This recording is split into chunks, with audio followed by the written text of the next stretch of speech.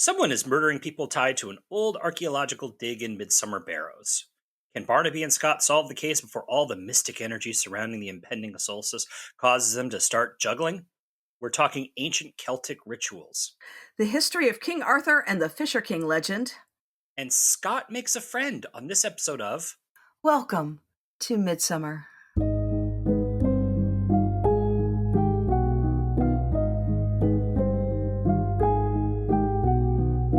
Hello and welcome to Midsomer, the podcast where we dissect all the mysteries, the murders, and the many weird things about the long-running hit TV show Midsomer Murders. I'm your host, Eric Buscher, and with me as always is my co-host, Eileen Becker. Hey, Eileen. Hey, Eric. Today we are talking about The Fisher King, the third episode of the seventh series. It originally aired January 18th, 2004. It was directed by Richard Holthouse and written by Isabel Gray. Let's fire that arrow. Spoiler warning, we will be discussing the events of this episode, including the identity of the murderer. So if you haven't watched it yet and don't want to know who done it, pause this and go watch it. You'll still be here when you get back. That man's name was Gareth Heldman, 36, single, local landowner, on the family estate. Georgie Bullard reckoned he was killed by stab wounds to the thigh. It's cut his femoral artery, so he bled to death. He sort of bruising around the face like he might have put up some kind of fight before he was killed. No murder weapon, though. Well, it's only this. He was killed with that? No, some kind of spearhead around here. Must have taken considerable force to break that off. It also produced an interesting reaction with the victim's blood. Bullard says it was probably made from some kind of primitive iron. We open in 1970 Midsomer Barrow, an ancient burial mound in the village of Midsomer Priors. It's night, and someone is searching the barrow, uncovering a hidden chamber that holds a chalice and a spearhead. Someone runs from the barrow with the spear, hiding it in the woods. The barrow collapses, killing wealthy landowner Roger Heldman. Our mysterious spear thief watches someone else run away into the night. We jump to modern day, and David Hartley Reid is having a little party to celebrate the release of his book, The Hidden Celtic Way. Hartley Reid is the son of Paul Hartley Reid, an archaeologist who died years ago in a car accident.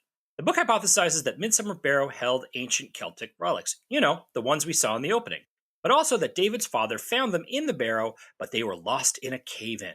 However, Dr. James Lavery says these claims aren't true, and that Paul's diary that described the find was a hoax. Their exchange is watched with amusement by Gareth Heldman, son of the deceased Roger and cousin to David. Gareth isn't a fan of David's work, calling it hippie twaddle, and isn't going to help him have a big solstice party on the barrow. Gareth is a piece of work. He approaches his mother Anne with a plan to sell their mill to local baker Vanessa Stone. But Anne has no intention of selling the property on which she lets Nathan Green and his son Harry live, which causes Gareth to have a big snit. Vanessa isn't looking for a business partner either. She's been trying to buy the mill herself for a while now. She's also not looking for a romantic relationship with Gareth, since she's currently dating Harry, but that doesn't stop Gareth from kissing her in front of him. Joyce goes to a lecture given by Norwegian professor Per Hansen about Arthurian legends that ends with a walk across Midsomer to the barrow. Miriam attends the lecture and gives Hansen a copy of David's book, which intrigues him. On the walk, Joyce meets Jane Willows, who recently moved back to the area after many years away to be closer to her daughter, Vanessa. As they approach the barrow, they witness Gareth again attempting to have his way with Vanessa, who runs off. Later that day, David returns home from fishing and finds Gareth dead in the grass. Barnaby and Scott arrive at the crime scene. Gareth has stab wounds in the thigh that caused him to bleed out, and residue indicates that whatever was used to kill him used primitive iron. They find the shaft of a spear, but not the head. Most likely this would be the ancient spearhead that Harry was using for fishing the day before. His father found it in the barrow all those years ago. That was him who stole the head in the confusing intro. They interrogate Harry, who says he left the spear on the side of the river and only saw David that day, but he has a huge bruise on his face that he later tells Vanessa was from a punch-up with Gareth. He claims that's all that happened. After Joyce tells Tom about what she saw, he goes to talk to Jane. She says that she caught up to Vanessa after Gareth attacked her, and they rode home together. He then visits with Hansen and gets a lecture about the Fisher King that can only mean Eileen is doing our history on it. Meanwhile, Vanessa gives her side of things to Scott, who makes a lot of snide comments that Vanessa is a bit older than Harry. David finds the missing spearhead on his table and alerts the police. He says this must be the spearhead that his father found all those years ago. It looks just like the drawing in his diary. They take the spear to Harry and Nathan, where they overhear an argument between them about their dislike of Gareth, who behaved like everyone belonged to him, just like Gareth's dad. Harry says the spear is indeed his, and Nathan admits to stealing the spear that night Roger Hellman died. He wanted Roger to understand what it was like to lose something precious. He reveals that Roger is David's real father. Apparently, Roger slept around a lot, which Anne turned a blind eye towards. David's mother and Paul were childhood sweethearts, and Paul never forgave her the indiscretion. Eventually, Paul ran off and ended up dead. Nathan says he saw someone running away from the barrow the night of Roger's death, and Barnaby deduces Roger was murdered. David asks Anne to use the barrow for a solstice ceremony, but when she says no, he reminds her he don't need her permission. He has a claim on the land, and he's going to try to throw his weight around to get that party. Well, Anne just says he's exactly like Roger, storms out. Tourist info. Welcome to Midsomer Priors, home of Midsomer Barrows, an ancient burial mound believed to be used by the Celts. It's also fun to climb on. Come by Stone's Organic Bakery for some fresh bread, and come for the solstice party if you want to juggle all night long. The Maple Durham watermill in Oxfordshire was used for the mill. It was built in the 15th century with extensions added in the 17th, 18th, and 19th centuries. A watermill on the same site was mentioned in the Domesday Book of the 11th century. It was used as a mill until 1951, then restored and brought back to use as a mill in 1980. In 2011, an Archimedes screw turbine was added to generate electricity from the national grid. In 1970, it was depicted on the cover of Black Sabbath's self-titled debut album. In 1976, it was featured prominently in the film The Eagle Has Landed, and has subsequently appeared in Richard Hammond's Blast Lab, Inspector Morse, Taboo, Mortimer and Whitehouse Gone Fishing, as well as the season 23 episode of Midsomer, A Grain of Truth. So, to kick off our discussion, we'll just cut to the chase. Eileen and I disagree on this episode. Oh, yeah. So, Eileen, you loved this episode. Do you want to go into why you loved it? I think it incorporates a lot of the legend well without overdoing it. It brings in a lot of the Celtic mythology of the area that also influenced the Arthurian legends. That was taken up by, when it was Christianized. So you've got that melding of the Christian and the pagan in it. I think it's nicely done. There's some beautiful photography in it. And I like that there's some really great female characters to it. And the men are all kind of jerks. Eileen hates men. Anyway, I remember this episode, and I have to say on a rewatch, I did not enjoy it so much. Something really felt just off to me throughout the entire episode. There's a lot of these weird little melodramatic moments and over-the-top speeches that, just, I don't know, they just didn't work for me.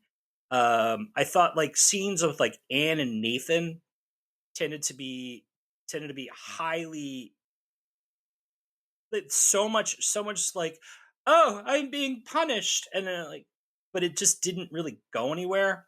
I don't know. It felt to me like a copy of a copy.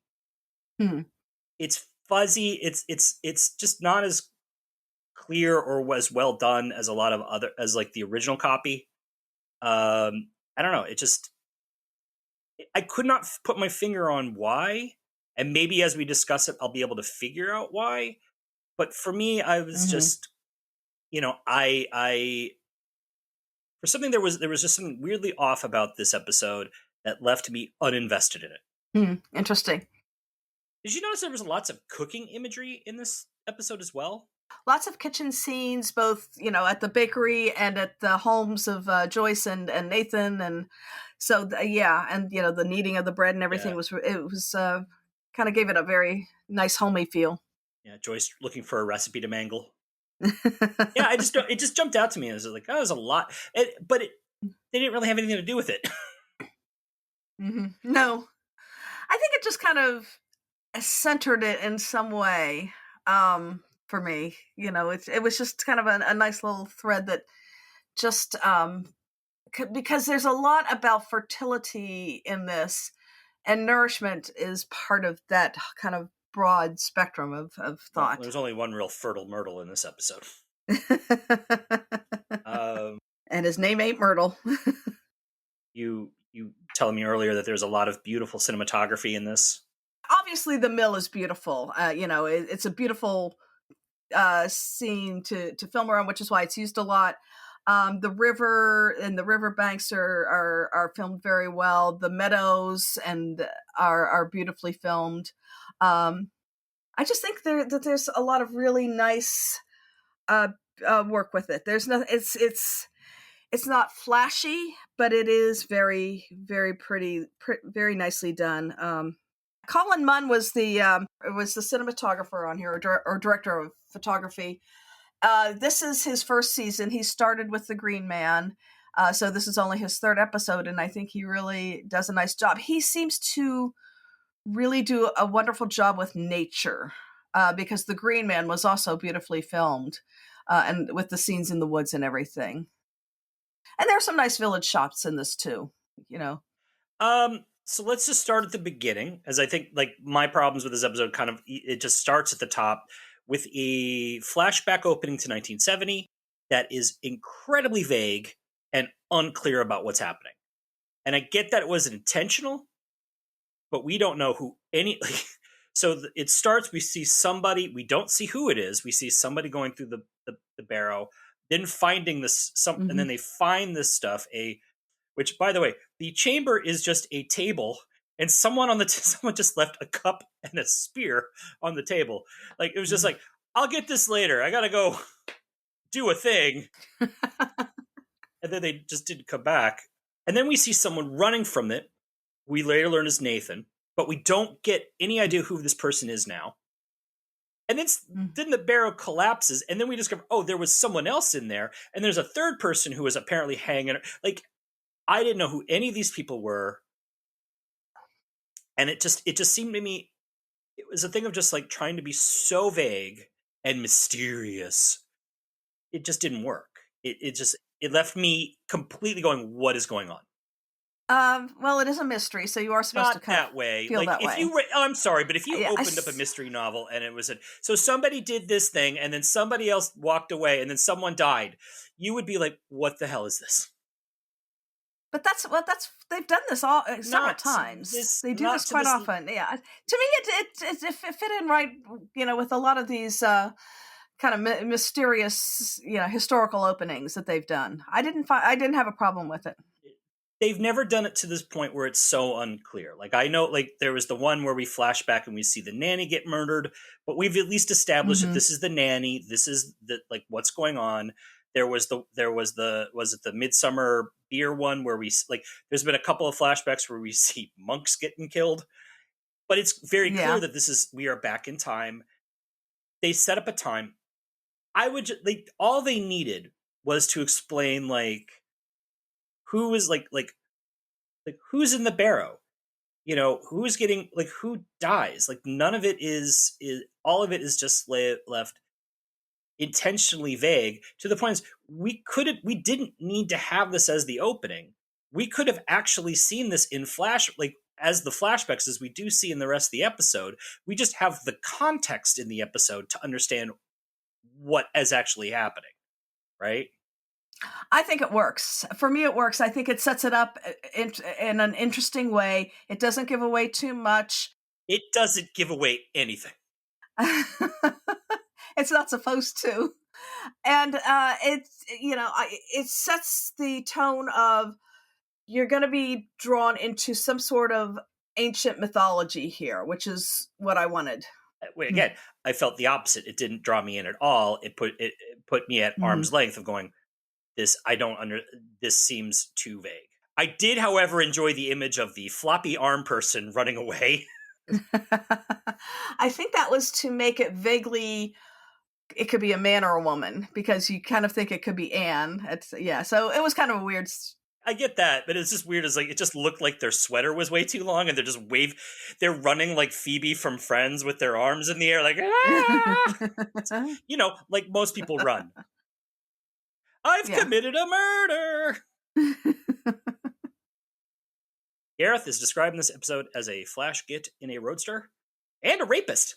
Yeah. Um, Yeah, he's not a nice guy. Bit of a jerk. And it's interesting because Gareth is one of the few names that actually does come from the Arthurian mhm. legends in this, and the most obvious one because he was a knight. He was the son of King Lot and Queen Margaux, who was King Arthur's half sister, so that made him King Arthur's nephew. And he was a very brave knight. He was a friend of Lancelot. He was one of only two knights who held their own against Lancelot. But sadly, he was killed by either Lancelot or Sir Bors as Lancelot was rescuing Guinevere from being burned at the stake. He couldn't join Lancelot because he felt he was very torn with this, and he had to go out into the yard to defend him. But he got caught up in it. He was not armed, but got killed anyway. And Lancelot was like devastated by his death. None of this has to do with the character of Gareth, who's a total git. That has absolutely nothing to do, other than the name, nothing to do with this episode. Like I could see, if they had tried to model Gareth after this character, that's one thing, but they didn't. Yeah. Um, he's the anti Gareth. He is the. I mean, honestly, he would be. What was Arthur's? Yeah, Mordred. He is more of a Mordred character. He's a Mordred, but then that also like Arthur would also be just like a super. That classic interpretation of Arthur as a super rapey, terrible person. That's what I remember from all those. That's what I remember from Camelot. Arthur wasn't super rapey. No, I know. That's the point. It's just there's no. It's a fun name game, but it didn't really add anything. I think it may have been in some way to signify that the father Paul was kind of into Arthuria, so he pulled a name from it. Yeah. What was up with all the fishing? We actually see like these kind of like I am putting the lure on my fly lure on my rod, and I'm going to go out to the water, and it's like river runs through it. I'm just going to do my gentle fly fishing. And Harry with his weird mucho macho spear fishing. The spear fishing was a little weird, especially using an ancient relic that your dad found. You would think, maybe I shouldn't be using this to spear fish in the river because it might be historical. He was holding that spearhead above water, right? Why didn't David go, hey, that spearhead looks familiar? Yeah, maybe he didn't get a good enough close look at it. I kind of wonder if they just put all that fishing in there just so they could make the terrible Fisher King pun. Which was groan-inducing. But that brings up like a very weird detail that involved with the first murder, right? So we see David fishing, and then we see him walking home carrying two fish, correct? Yeah. David then finds Gareth's body. Mm-hmm. However, in the episode, it seems like the finding of Gareth's body and the interrogation of Harry and everything like that imply that Gareth's murder was the day before. Yeah. But it's not. What I think happened, and I think there may have been some scenes that may have been out of sequence, but David finds Gareth's body later the same day because he's wearing the same shirt and everything, the same outfit. What I think is happening the next day is the more intense interrogation because the body's already been removed and Bullard has already examined him, but they didn't want to pay for George Bullard, so he's already gone. So there is I think it doesn't necessarily show that it's the next day when that happens, but Tom Barnaby is wearing a different shirt than he was than the previous day. You're right. It's like a continuity did not match, but also it's sort of a thing of just like, well, we found a body. Should we start the mystery? Nah, let's start fresh. Let's go home. I cannot eat my wife's dinner, and we'll start first thing in the morning. They sometimes do have these continuity errors where you can't exactly kind of match up which day is which. No, I get that, but it is. But when you catch and like there's probably all kinds of little continuity errors. But when you catch him like this, and it sets up a timeline that's funky, it again takes me out, disconnects me from the episode. All right, so Eileen, you love the old King Arthur, and I believe Mm-hmm. you have done your history corner all about the legend of King Arthur and the Fisher King. Out of the mists of post-Roman Britain, a warrior arose. According to one legend, the Lady of the Lake, her arm clad in the purest shimmering samite, held aloft Excalibur from the bosom of the water, signifying that he, Arthur, was to carry Excalibur. That is why he is your king. But originally he was just a warrior, or maybe a warlord, or maybe he didn't exist at all. But if he did, he was a warrior from around Wales or possibly Cornwall who fought the incursions of the Angles and the Saxons in the 5th or 6th centuries. As with other legendary figures before him, he also fought divine boars, dragons, giants, and witches.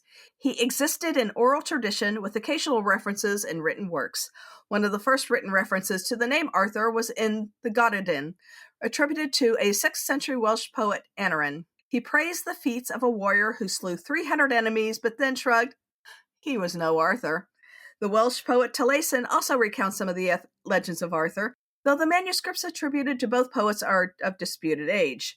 Later texts start casting Arthur as more of a ruler, with a retinue that includes the names that will be familiarly translated into Kay and Bedivere. As his legend grew, so did the size of his court, which eventually came to be synonymous with the island of Britain. Around 1136, Geoffrey of Monmouth wrote Historia Regum Britannia, the history of the kings of Britain, which gave the first full written account of Arthur's life, and he definitely placed him as the king of Britain. It traces the lineage of the British kings to the Trojan prince Aeneas through his great-grandson Brutus, who was banished from Italy and directed by the goddess Diana to settle on Albion, which he renamed Britain after himself. He established New Troy as his capital, a town that will eventually become London. Geoffrey depicted Arthur as a great warrior king who defeated the Saxons and founded a great empire. Many of the familiar elements of Arthuria first appeared in this history, including that his father was Uther Pendragon, and that Merlin disguised Uther as the husband of Igraine so that he could sleep with her and conceive Arthur.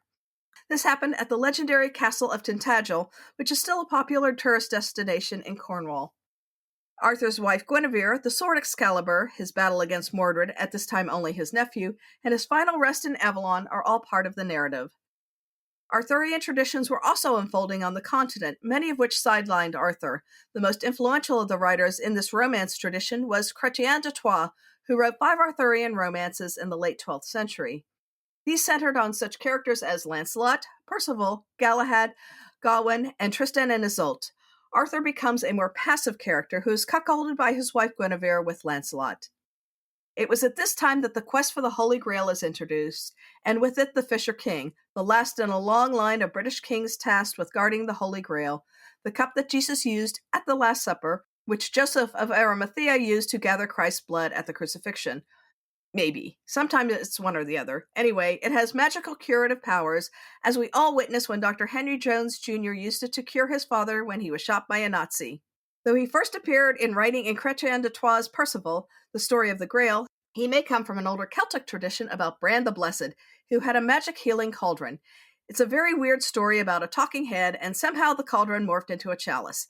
Anyway, the Fisher King has a wound in his thigh or groin, possibly as a punishment for his philandering. He cannot walk or ride a horse, and he is impotent, and his kingdom is barren. So he spends his time fishing while waiting for the chosen one who will heal him. Thomas Mallory's Le Morte d'Arthur gives the most familiar telling of the tale, giving him the name Pelham. Pelham's wound is given to him by Sir Balin in the dolorous stroke, grabbing a spear to defend himself. The spear he grabs, though, is the spear of Longinus, the lance that pierced Christ's side at the crucifixion. Apparently it came as a set with the Grail. For some reason, the Grail cannot heal the king the way it healed Dr. Henry Jones Sr., so the chosen one, Percival, has to ask the right question. Sometimes it takes him years to do this, as he keeps going on quests. The question, of course, is, what is the airspeed velocity of an end-laden swallow? Okay, it's really who does the Grail serve, which should have been obvious and not taken years to figure out. Anyway, the Fisher King is healed, the land is restored, the Grail is seen by Percival, Galahad, and Bors, and the Grail and the spear are carried off to heaven, depending on the source. Seriously, no one tells the story the same way, and Grail-shaped beacons keep showing up. The legends of King Arthur remain popular, and the monks at Glastonbury Abbey claimed that they had found Arthur's tomb after a fire in 1184. The Vulgate cycle, also known as the Lancelot Grail cycle, expanded Merlin's role and introduced that Mordred was Arthur's son from an incestuous relationship with his half-sister Morgause. Robert de Boron's 12th century French poem Merlin introduced the sword and the stone motif, which may or may not have been Excalibur. In the 13th century, Winchester Castle, which had been the capital of Wessex under Alfred the Great, installed a round table to more readily identify it as Arthur's legendary Camelot. In 1485, Thomas Malory published Le Mort d'Arthur, or The Death of Arthur, which attempted to canonize much of the varying Arthuria lore. Also in 1485, Henry Tudor, who was Welsh on his father's side, defeated King Richard III at the Battle of Bosworth Field, the final battle of the Wars of the Roses. Henry Tudor claimed descent from Arthur to bolster his claim to the throne of England, and he incorporated the Red Dragon of Wales into his coat of arms.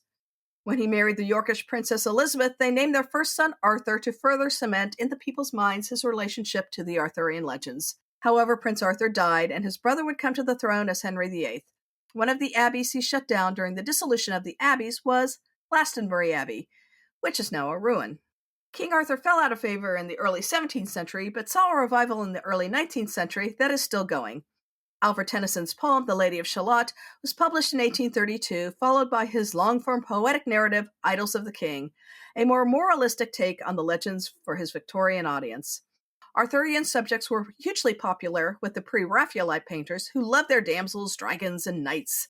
The U.S. got into the act with The Boy's King Arthur by Sidney Lanier and Mark Twain's A Connecticut Yankee in King Arthur's Court. German composer Richard Wagner, who loved him some myths and legends, wrote the opera Parsifal. After a lessening of interest after World War I, another revival happened with T.H. White's The Once and Future King in 1958. Mary Stuart and Marion Zimmer Bradley published popular multi-book sagas. Camelot was a very popular musical adaptation of White's book by Lerner and Loewe, and Disney got into the action with The Sword and the Stone, adapted from the first part of White's book. John Boorman's movie Excalibur is a highly regarded telling of the Grail quest, and Terry Gilliam's The Fisher King transports the legend to 1990s New York City. The Fisher King legend is also retold in T.S. Eliot's poem The Wasteland, The Natural by Bernard Malamud, and the character of Brandon Stark in Game of Thrones. Ready Player One is a retelling of the Grail quest with James Halliday as the Fisher King who is redeemed by a young man whose online avatar is called Parsifal. But Monty Python gave us the ultimate in Arthuria with Monty Python and the Holy Grail, which reminds us that supreme executive power derives from a mandate from the masses, not from some farcical aquatic ceremony. Let's jump into our cast highlights. Malcolm Tierney played Rutger Hauer lookalike Per Hansen. Tierney appeared in the original Poldark series, Brookside, Lovejoy, and Dalziel and Pasco. He also appeared in the original Star Wars film as the Imperial officer interrogating Luke and Han when they're dressed up as stormtroopers. And he's in Braveheart as the sheriff who killed William Wallace's wife and set the whole thing off. He passed away in 2014. Linda Bellingham was dedicated mother Jane Willows. Now, she appeared in the original All Creatures Great and Small, Blake's Seven, At Home with the Braithwaites, The Bill, and the show Bonkers, where her character seduces her neighbor's son and turns him into a gigolo. She also appeared in the well-known in the UK, the well-known 80s OXO family ads as the mother who cooks OXO food meals for her entire family. She also appeared in the 1980s Doctor Who serial, The Trial of a Time Lord, which featured Malcolm Tierney. Diana Kent was grieving Anne Heldman. Now, one of her most prominent roles is in the Peter Jackson film Heavenly Creatures, playing murdered mother Hilda Hume to daughter Kate Winslet in her very first film role. She's also in The Wings of the Dove, Billy Elliot, and Star Wars The Rise of Skywalker. Rebecca Sayre played brother-loving Miriam Hartley Reid. Her first big role was at the age of 14 when she played Juliet in the BBC television Shakespeare series, which was a TV adaptation of Shakespeare. She appeared in The Shooting Party, Love in a Cold Climate, The Crown, and The Bill. She's married to actor Roger Allam, who appeared in the first series of Midsomer Murders. Susanna Doyle was Cradle Robin Vanessa Stone. She's an Irish actress, the daughter of the actor Tony Doyle. Her big breakout role was as Joy in Drop the Dead Donkey. She's also appeared in Ballykiss Angel, like most Irish actors. A Touch of Frost, Black Mirror, and The Revenge Files of Alistair Fury. Terrence Hardiman was Guy Who Needs to Trim Those Eyebrows, Dr. James Lavery. He's appeared in at least 4 projects playing Nazis, including Secret Army and Colditz. He's also been in Prime Suspect, Codfail, and The Bill. But his biggest claim to fame was playing the title character in the children's program, The Demon Headmaster. He passed away in 2023. Nick Barber played spear fisherman Harry Green. This was an early adult role for him, having starred as a child actor in the show Roger and the Rotten Trolls. He went on to do shows like The Brief, Red Dwarf, and The Spanish Princess. He's done a ton of video game work, and his biggest role is in the long-running dramatic podcast The Archers. Henry Ian Cusick was Slimebag Gareth Heldman.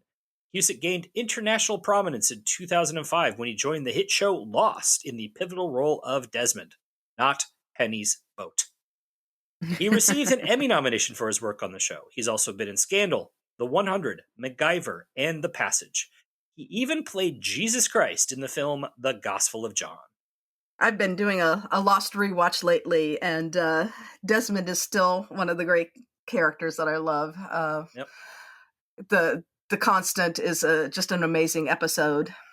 Special shout out to character actors Sally Beaumont and Michael Thompson, who both appeared uncredited in this episode as hippies. That is actually how they're billed. Hippies. Thank you, you two, for your service at the solstice. And Eileen, you know who played Roger Heldman and the young Nathan Green? Nope. Yeah, me neither, because they didn't credit him at all. No lines, Yep. No credit. We have a couple return visitors. Nicholas Rowe played Solstice fanatic David Hartley Reed. He also appeared in The Sicilian Defense. He played Sherlock Holmes twice in his career. His first major role was as the title character, young Sherlock Holmes, in 1985, and in 2015 he appeared in Mr. Holmes, playing an actor playing Holmes in a movie. He also appeared in Lock, Stock, and Two Smoking Barrels, Enigma, Snowden, and Seed of Chucky. And yes, he does look a lot like Sherlock Holmes. I saw young Sherlock Holmes in theaters when I was, 11? I always had a soft spot for that weird-ass movie. I know. I actually kind of love it. And I actually love Mr. Holmes. I saw that in Edinburgh. It has Ian McKellen in it as an old Sherlock Holmes. It's really wonderful. He's in that scene, he is watching a movie about himself. And in that movie, it's the inside joke is that Nicholas Rowe is playing Holmes. Jim Treloar appears as a uniformed police officer. He's in Birds of Prey, Ghosts of Christmas Past, and Secrets and Spies. His biggest claim to fame is taking over the role of the third Doctor Who for a series of radio plays. He also did a few voices for the most recent video game installment of Prince of Persia. Our village star this week is Jim Carter, who played Grumpy Nathan Green. You might know him as Mr. Carson, the butler in the hit show and film series Downton Abbey, a role that earned him 4 supporting actor Emmy nominations. He has had a long career, going back to playing an extra in the BBC classic I, Claudius. He's in Top Secret, The Singing Detective, The Witches, The Madness of King George, My Week with Marilyn, and Wonka. Since 1983, he's been married to the actress Imelda Staunton, who appeared in the Midsomer Murders episode Dead Man's 11. He's also an avid cyclist and has ridden for a number of causes. We're going to take a quick break here, and we'll be back with the second half of The Fisher King.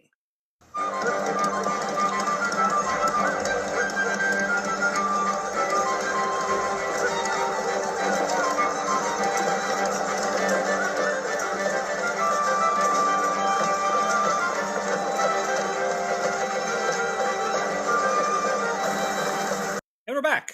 Let's talk about the second half of The Fisher King. The instant the sun appears on the horizon, we shall send flaming arrows into the dawn. Fire into fire, the glorious consummation. When the Earth Mother joins the Sky Father. Really? Then what happens? The land is made potent again. Desire fulfilled. You mean we all get lucky? Road trip! Barnaby and Scott take a drive to Oxford to have a chat with Lavery, who says that Paul was definitely at Oxford the night of Roger's murder. David's wife Miriam tells him that she wants a divorce, but David believes the mystic power of the solstice will keep them together. He then finds Pear hanging out in his house, and the pair discuss the book David wrote and the missing chalice. David says that Lavery found a chalice that looks just like the drawing in his dad's diary in an archaeological dig far from Midsomer. The night of the solstice, Davis hosts a big festival/party with tons of hippies, jugglers, and probably some hacky sackers. You just kind of assume. David runs around with his shirt off while Barnaby walks around with a weird half-open jacket t-shirt ensemble. Anne recognizes Jane as Gareth's old nursemaid, who was seeing a young Nathan and then disappeared. She also gives Hanson a weird look like she recognizes him. Miriam says that David has no interest in the estate. He just made the threat because he needed to have the celebration here. Knowing this won't save the relationship, she decides to go home. Vanessa joins her, leaving a very frustrated Harry. As the sun rises, David climbs to the top of the barrow and fires a flaming arrow into the sky. Then he is shot through the chest by an arrow. He falls down, dead. As Harry races to Vanessa's to tell her and Miriam, Barnaby and Scott go to Jane to find out who Vanessa's father is. She says that when she was 16, she was raped by Roger, and that Vanessa is Roger's child. She never told anyone and just left town. Barnaby then returns to Nathan and says that he and Anne have both been mistakenly convinced the other murdered Roger, when it was neither of them. Nathan also denies killing David and says that Anne would not have wanted any more death after the loss of her son. Miriam admits to Vanessa that she is also Roger's child, which means that David and her are half-brother and sister. They met as students and realized they were meant to be together, but it was only after they were married did they discover the incest. David's intensity about the solstice was him seeking heavenly approval to be with the woman he truly loves and have sex with her. He didn't realize that anything goes in old Midsomer. Barnaby and Scott catch Lavery trying to break into David's house. Someone watches them from the bushes as Lavery finally admits that Paul gave him the chalice so that Lavery would give him an alibi because Paul killed Roger. Jane visits Nathan at the mill, and the two reconcile after all these years. And Anne tells Nathan that Vanessa really does love Harry, so, knock it off. Later on, someone turns the mill on, and Vanessa finds a dead body in the water. Her screams bring the detectives who pull the body of Lavery out of the water. Barnaby thinks Anne holds the key. He asks her about when she kind of recognized Pear at the solstice. She says that the way he laughed sounded like Paul. She reveals that when Paul apparently died in a car fire, he was somewhere in Scandinavia. Like Norway, where Pear is from. So the detectives race to find Pear, thinking he would be at David's house. And they are right, because Miriam finds him sitting behind David's desk. Pear's accent now is very British, and he threatens her with a letter opener, but Barnaby and Scott arrive just in time to stop him. Pear is revealed to be a very alive Paul Hartley Reed, given away by the burn scars on his hand. After he killed Roger out of revenge, he went to Norway and ended up in a car fire. He used this opportunity to take on a new identity. But he returned to Midsomer Priors out of curiosity once he received the book from Miriam. He ran into Gareth holding the spear on the bank of the river. When Gareth wouldn't let him hold the very spear that he had discovered, he knocked Gareth down and stabbed him. He left the spearhead to frame David, and when that didn't work, he shot David with an arrow. He felt that David had just plagiarized Paul's work for the book. Lavery was a liability at this point, so when he went to the mill, probably to murder Nathan, Paul got there first and killed him.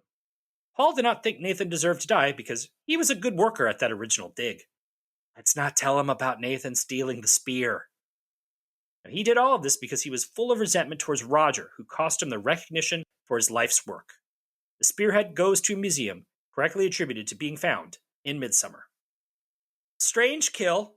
It's not really strange, but, David being killed by an arrow just after he shot an arrow is pretty ironic. Yeah. I remember watching that for the first time going, wait, did he just somehow shoot himself? It went all the way around the earth and into his back. Boomerang arrow. That was the arrow of life or death.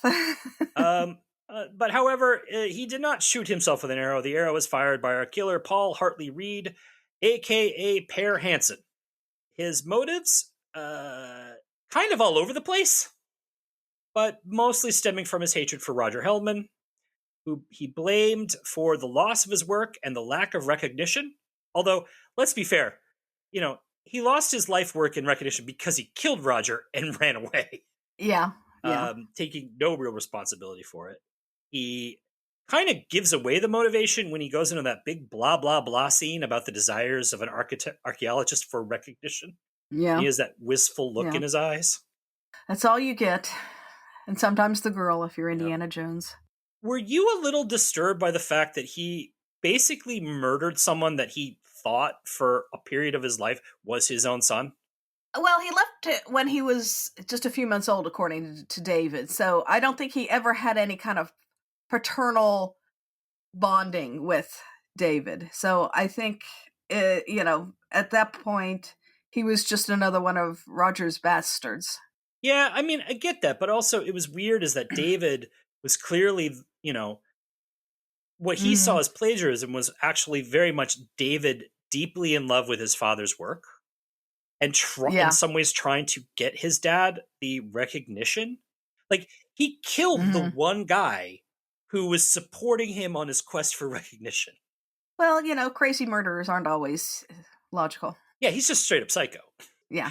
By the way, his Norwegian accent dropped real fast. I actually love the way they filmed the scene when Miriam is emptying the glasses into the sink in the kitchen, and you see Per at the desk behind her, and it's kind of a bit horror movie-esque in a way. I was fully anticipating, like, because he's out of frame. I was fully expecting, because he was out of frame for a second, that when she would come back, he was either not going to be there or much, much closer. Yeah. There was a lot of little clues. The gloves that, I guess he mentions that he has eczema at one point, but it blew by me so fast, I don't even think I Yeah, no, he mentions it the first time he meets Barnaby. Yeah, he talks about the gloves. Weird gloves that he does. Yeah, his eczema so bad, he takes it down to eat a sausage roll at the solstice. I kind of, honestly, when he made that weird smile when he saw the book, I kind of figured out that he was David's dad early on. He plays the line between creepy and nice foreigner really well, so that you're not quite sure, or if he's just a guy who's just trying to be nice and is like, okay, I'm a little out of my, comfort zone here. But also Per Hansen and Paul Hartley, PHPH. Yeah.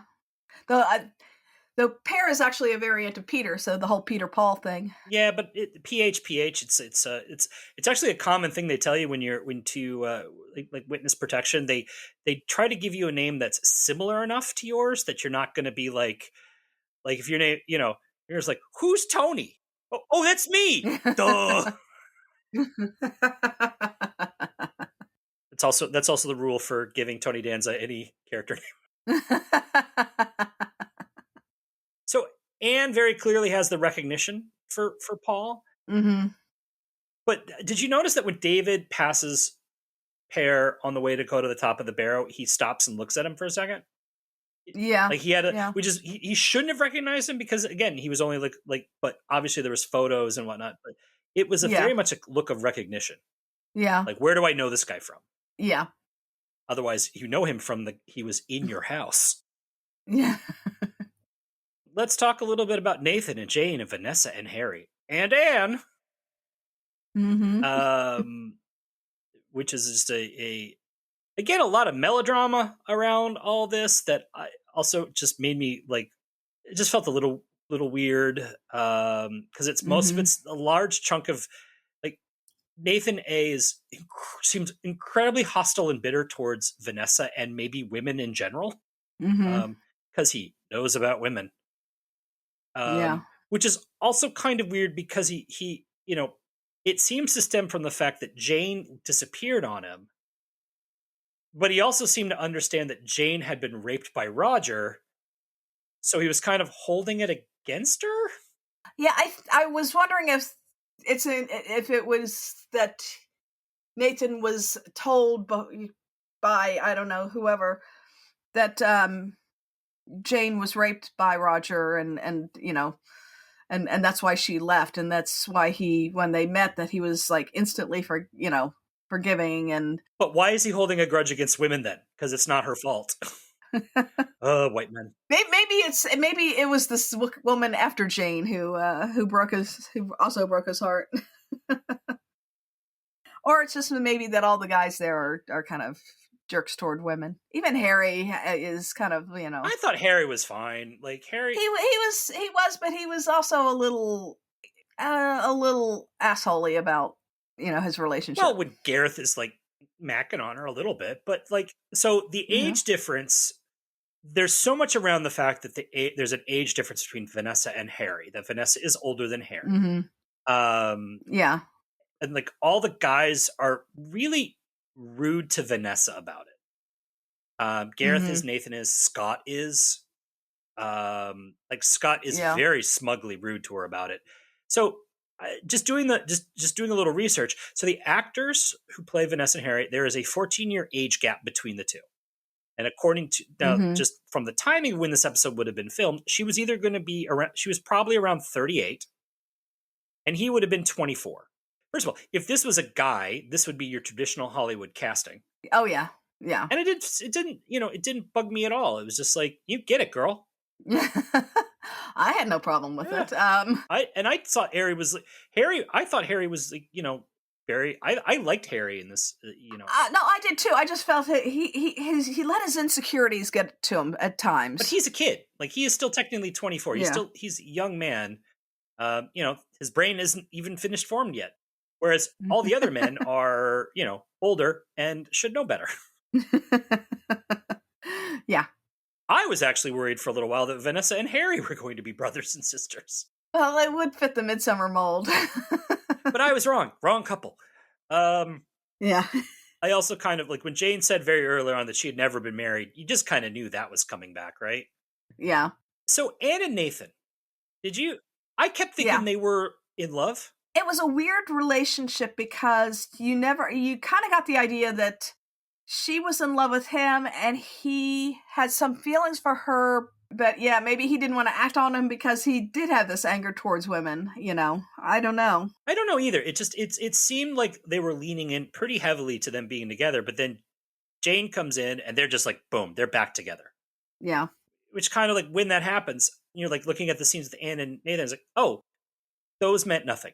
They were just, they had no weight whatsoever. They're not leading to a relationship. They're not leading to any kind of reconciliation. They're not, like, at the most, we find out that they have been protecting each other because each one thought the other killed Roger, which I felt like we deserved at least a scene where they should have been like, they said to each other, wait, you mean you thought I thought you did. This is not a screwball comedy. Isn't it, though? Also, so Anne, not only is there a scene where, so Anne very clearly says that she has not been to the barrow since Roger died, right? Which is at least 30-something years in the chronology of this. Yeah. However, when she opens up the window of her den or whatever and looks out, the festival at the barrow is right there, which means she hasn't gone in her backyard for 30-something years. That was a weird scene because the outdoor scenes don't show her house close by. So it's really weird. That scene could have been easily cut, well, I think. It's clearly a green screen, by the way. Like, it's just, there's no... that she has a faint little thing around her that it's like, it's a low budget green screen. But I was just like, she's never gone to her backyard. Yeah.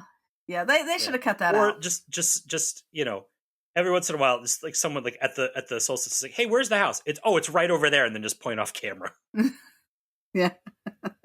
And then they had the, before the reveal though, but after like sort of, or I guess after like the death of Lavery, everyone is sitting around the table looking really bummed. Yeah. And I was kind of like, did any of them know who Lavery was?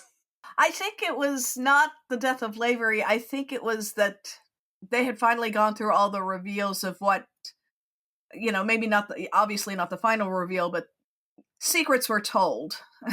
But shouldn't they have been happy then? Because everyone's like, they're all getting, everyone except Anne's getting a happy ending. Yeah. I one of the things I did like a lot was the scenes between Vanessa and Miriam, which, ended up that they were sisters, and their scenes together are very sisterly. And I think it contrasts to the not very brotherly scenes between Gareth and David, even though they knew that they were brothers. So I like that contrast between those two pairs. All the sisters survive, and all the brothers are dead. Girls roll, boys drool. But now Vanessa and Miriam get to fight over who gets the estate. Oh, I think they'll share. Or, give just, maybe she just wants that mill. She doesn't have to buy it. She gets it anyways. Yeah. She can have the mill and yeah. And then Nathan can go live with Jane in her house with the weird dog statue. Did you notice that? It was just giant dog statue. It's giant. I have a feeling it was probably the house, whoever house it was that they used. It's like, wow, they have this huge dog statue. That's the house we want to film at. So much solstice talk in this episode. So much solstice. Yeah. So Eileen, you know way more about this. Tell me about Midsomer.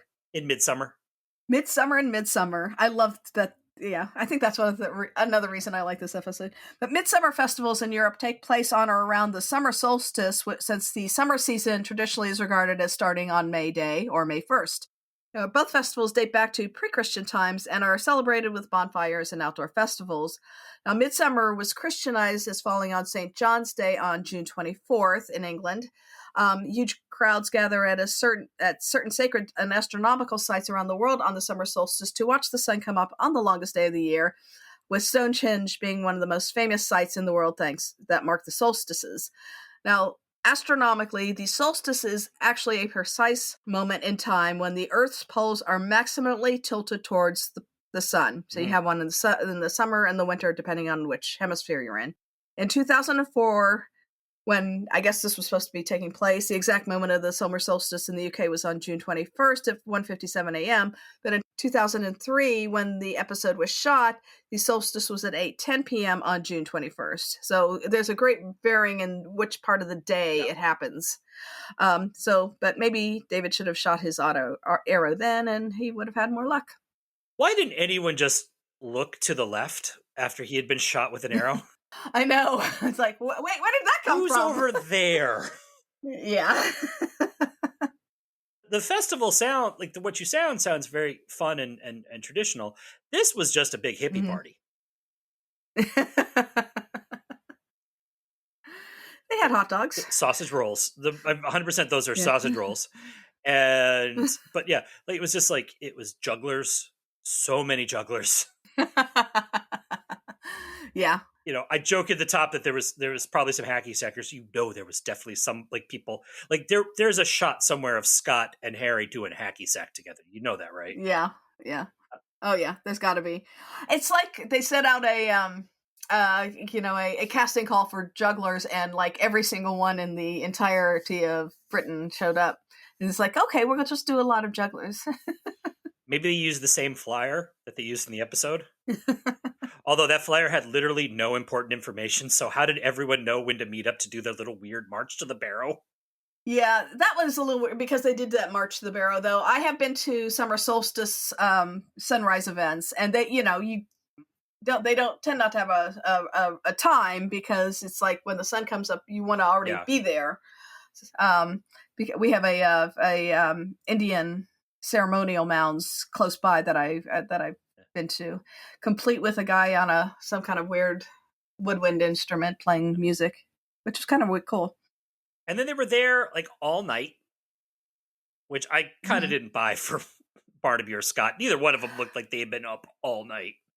It's only 6 hours of darkness, and it's not even full darkness. Yeah, but they were that's just it. They've been there for 6 hours, just walking around, looking for clues. I think they were afraid something might happen. I don't know. But Joyce was definitely into the whole solstice thing. Yeah, but it's just at one point, one of them should have gone, oh man, I'm tired. This is a long day. That's why you take a nap, Eric. Barnaby doesn't nap. Joyce won't let that happen. The sunrise was a beautiful shot. That was a very pretty shot. Yeah. And that's when David fires the arrow so he can sleep with his sister. Scott was having none of this. Well, he didn't even know that. He's just this guy's lost the plot. Yeah, he's running around with his shirt off, firing arrows. With ivy all over him, yeah. It's, trying to use the earth energies or whatever to just give that thumbs up. It's yeah, go get your sister, dude. I like that they had him in kind of a low-rent outfit costume, because that's exactly what he would have worn. Oh yeah, Yeah. with his little.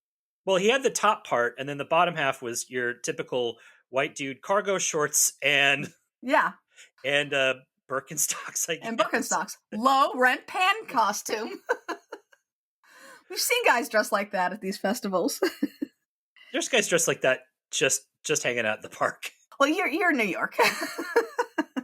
I feel fairly confident that if I went to a park in your neck of the woods in the summertime, there's going to be a few dudes dressed like that.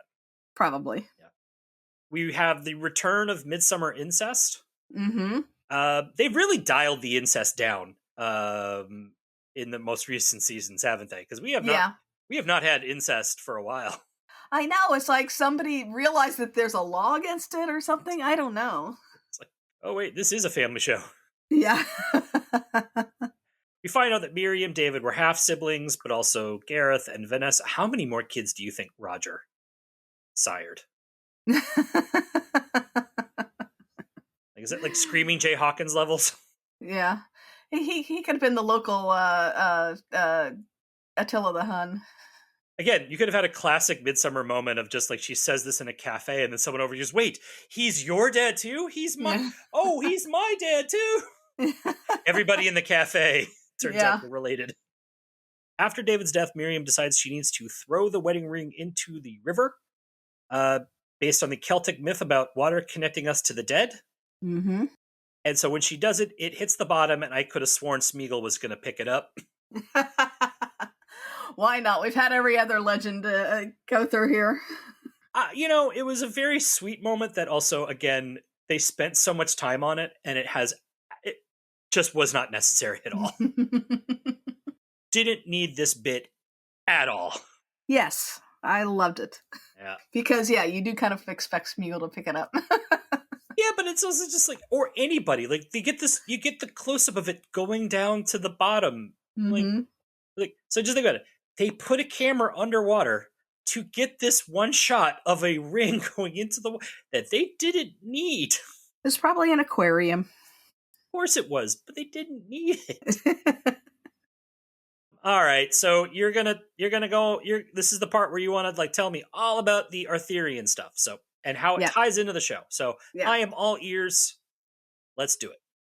All right. Well, let's start with the mix of Celtic and ancient Britain legend with the Christian iconography, which I've mentioned. It's very much in keeping with the legends of King Arthur, because they started off in kind of more of that proto-Christian, pre-Christian era. The 5th and 6th centuries are very, they're called the Dark Ages, though they don't use that term anymore. But there just isn't a whole lot of written records from that time after the Romans left. So there's a lot of very nebulous history around this time. So, so there was a lot of melding of Christian and pagan stories together. The spear and the chalice are both connected to Christ's crucifixion and as well as representing death and healing or rebirth in both the Christian and pagan traditions. It's part of that, again, the melding of those two, the turning of the cauldron, the healing cauldron into a chalice, since cauldrons were kind of associated with witchcraft as well. Obviously, infidelity and philandering are punished, and incest is a theme, which is also in both of those prominent in the Fisher King legend. The thigh and the leg is very symbolic because it's a euphemism for the groin in some areas. And the Fisher King is the last of his line, as is Gareth. So infidelity and philandering are punished. So Roger gets punished for that a little bit, right? Yeah. But no one else is. Well, Gareth gets killed. Yeah. Gareth is killed because he wouldn't give Pear the spear to look at. So Pear just had a freak out and was like, yeah, you die. Yeah. Die. It's very much the dolorous stroke. Mm-hmm. But the barren land is exemplified by the lack of children of Gareth and David. It's the end of the line for that family through any legitimate male lines. Any of the Roger Hellman's family. But of course, but again, the only people that we see Gareth and David hit on or have relationships with are their siblings, so it's probably Yeah. good they don't have any kids. Well, that is true. Yes. Well, let's face it. The odds that you're going to hit on your own sister in Midsummer Priors is pretty high. Although they were away at college when it happened. They just happened to Yeah, find, that is true. like, what are the odds? Yeah, yeah.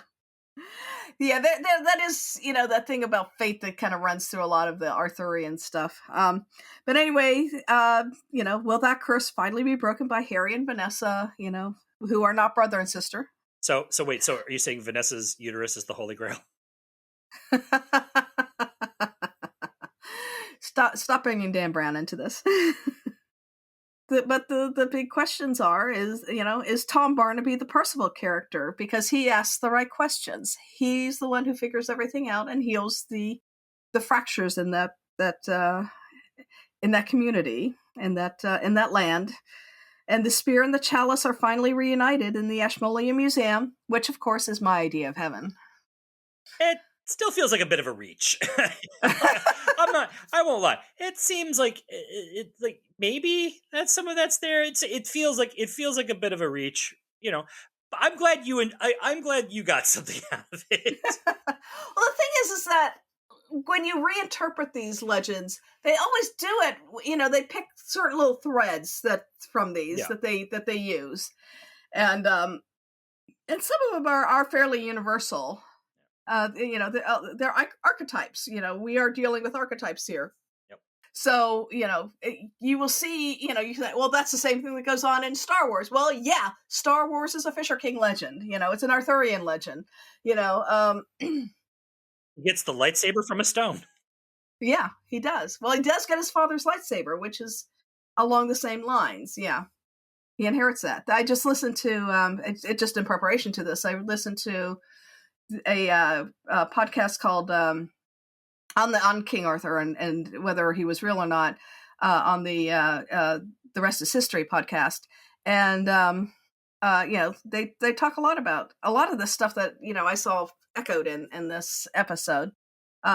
They personally don't believe that he was a real person, but I think he may have been, like, there may have been a seed of somebody who and the legend spread, but he's basically kind of a Hercules character, an Achilles.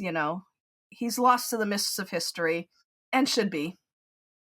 All right, going to corner. No Bullock, as we mentioned in this episode. But hey, there was no real need for a coroner in this episode because pretty much all the causes of his deaths were super obvious. Yeah. Although he might have been able to figure out why Lavery was still breathing, technically, when he's pulled out of there is apparently, if you towards the end, you can see him slightly take a breath. Well, they did use a real life actor who was real pale when he was in the water, and then he got out of the water and he was like normal flesh color again.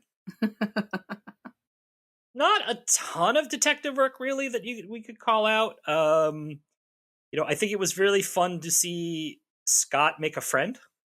Yeah. Barnaby sends him over to have a beer with Harry and chat, and they end up playing catch at the solstice and are like real buddy. Yeah, they do kind of get buddy, but Scott's new, so he's looking for some friends. Yeah. He is also, as I also mentioned, he is a huge jerk to Vanessa. Very smug about, for some reason, like her dating Harry. Mm-hmm. And judgy, very judgy. Yeah, he's very judgy. And then when they go to interview Jane, he starts off very, very smug and judgy, and then all of a sudden he gets a subtle hint from Nettles, or from Tom Barnaby, and Nettles does this really well. And he shuts up and he just learns to listen. And I really like the way that was done. What did you think about Barnaby's look at the solstice? I never thought about it because this is like how all the guys that age dress. It just jumped out to me because we don't see him in like off-duty clothing very often. He is usually always in suits, but he had the t-shirt with an unzipped fleece. Yeah. Just like kind of walking around, like, and the fleece was clearly open and like meant to be open to like kind of pop that chest. Yeah. It looked so weird. It's just because this is not how we see him. It reminded me of that episode where we see him kind of walking around with this shirt half undone. Mm-hmm. And we both kind of were like, damn, we don't see that. Yeah. Very Bergerac. Chest still got it.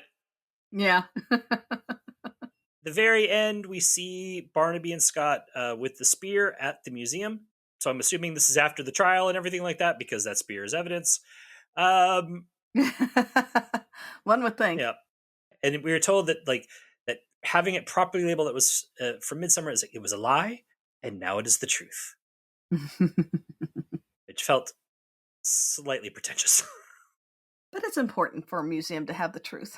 Yeah, I don't know. For some reason, it just felt like, I don't know. Again, for me, it just, if they had any conversation about lies and truth at any point earlier in the episode, I think it would have had more weight. But they didn't. So it was just kind of and maybe there was in the original script. I don't know. It just felt like a very melodramatic, ham-handed way to end this episode. But they do really talk about it. I mean, it's implied throughout, especially with, the provenance of the chalice, and all mysteries are really dealing with about exposing lies to reveal the truth. But again, that is also something that could be endemic. You could have that line at the end of any mystery. Then you could have that line at the end of any Midsomer episode, right? It's not. It's they put it at the end of this episode. Mm-hmm. So it should have some connection. I felt it should have some slightly stronger, more symbolic connection to this episode, more than just, that's what a mystery is, genius. Yeah. You find the truth out of the lies. That's your job. It didn't bother me. Yep. And then a little bit of home life. We get some nice Joyce time, but it just felt more like she's there for exposition. Yeah, she did a lot of the George Bullard stuff in this episode. But it was nice she had a friend in Jane. Well, she goes to the talk. Yeah. She goes to the... But, it's also like things was like, she went to the talk and Miriam went to the talk. And mm-hmm. Which means that we could have also had a scene where just Miriam is the one who's talking with Jane and giving them... it's like Joyce was there... she's just there to be the Bullock character. She's there to be the exposition. I just didn't, I like Joyce, and I always like it when she has a little more oomph to her appearances. Mm-hmm. You know what I mean? Yeah. So, and then there wasn't really, no Cully. No Cully on this one. No Cully. She is mentioned. Yep. Because apparently Jane was her friend at the library first. So yeah. I was shocked because that solstice party seemed like something Cully would have gone to. Yeah. Oh, yeah. Probably it was kind of crazy. Probably on the back of one of those Harleys. Yeah. With Nico or whoever. Yep. So, final thoughts. Well, obviously we disagree a lot on this one. I think this is a fun episode. I love all the Arthurian connections. I love the way they bring out the Celtic connections in it as well. I like I really like the female characters in this one a lot. They're not the strongest ones, but they bring the heart to this one that is kind of missing in some episodes where everybody's kind of very harsh. But well, you really felt the incest love. You felt. I mean, obviously you felt that there was something weird going on between the two of them. She didn't hate him. No. So it did kind of like you didn't wonder what was going on between Miriam and David. No. Obviously two very biblical names, by the way, too. But I liked, it passed the Bechdel test, as well. The scenes between Vanessa and Miriam, this, the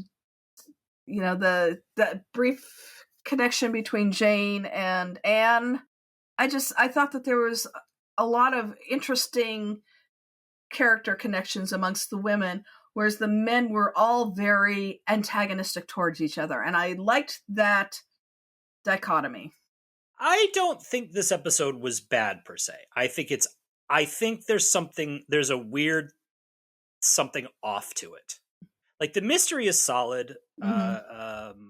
It's completely play fair. Yeah. Yeah. The mystery is solid. I liked the Vanessa Harry relationship. I liked Miriam, although I felt, only more in the second half. She really doesn't have much to do in the first half, except as David's wife. Yeah. Again, there's like I said, there's like the weird melodrama, like the weird melodramatic way that a lot of that tone that a lot of the dialogue has. That I don't really see Midsomer as a melodrama. I don't see this as this isn't a soap opera. It's a murder show. And like, the third or fourth time I noticed, I was like, this is so melodramatic. And I think for me, that's when it started why is this so melodramatic? Like, why are we? And for me, I think that I found that a little off-putting. The Arthurian stuff is so light as to be almost not there. See, I got it right away. It immediately started clicking with me. Maybe because I grew up on it. Yeah. Yeah. I don't think the Arthurian. I think the Arthurian stuff, if that you saw, it maybe adds a little bit to it, but it's not also central to the story. If you didn't call it the Fisher King, right? It doesn't take anything away from the rest of the story, because it's not about Arthurian legend. It's about one guy's psychotic break and his desire for recognition that he himself kind of threw away. So it's more about irony. But it's about it is about finding things. It's about it is about recognition. It's about faithfulness and infidelity, which are all very Arthurian themes. And it's about what eventually is the... If it was about finding things, it would have been nice to see him actually find the thing. Yeah. I think it's about the myths of Britain, and I love that kind of stuff. It's also about a guy shooting a fire arrow to sleep with his sister. Well, yes. Very mythological. Classic Britain. Tell me what mythological tradition does not have that kind of stuff going on in it. And that's why these things are getting banned in U.S. schools. That is true. All right. Well, that's everything we wanted to talk about.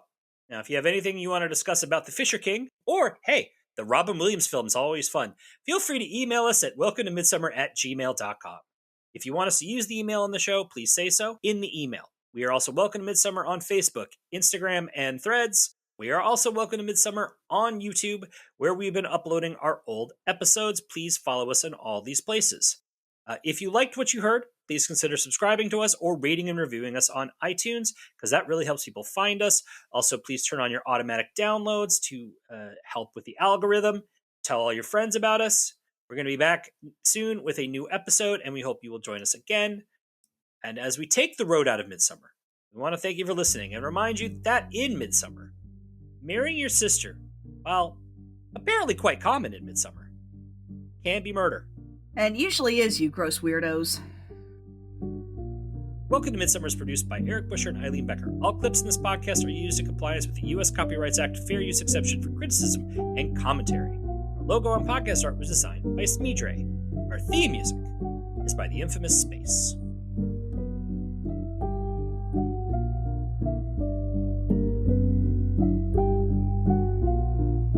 My Week with Maryland Say and that, Wonka. do My Week with Maryland again. You just it. My week with my week. Hello and welcome. I said almost said hello and welcome to Eric.